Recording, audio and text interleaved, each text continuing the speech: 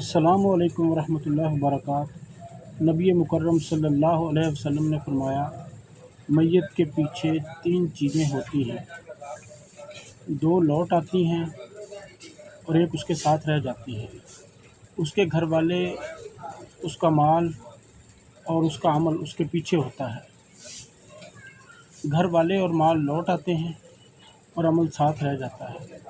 सही मुस्लिम हदीस नंबर 7424। अल्लाह ताला से दुआ है, अल्लाह ताला सही अमल करने की तौफीक अता फरमाए। आमीन। अस्सलामु अलैकुम वरहमतुल्लाहि वबरकातुहू। नबी मुकर्रम सल्लल्लाहु अलैहि वसल्लम ने फरमाया, मैयत के पीछे तीन चीज़ें होती हैं, दो लौट आती हैं और एक उसके साथ रह जाती है। उसके घर वाले, उसका माल और उसका अमल उसके पीछे होता है।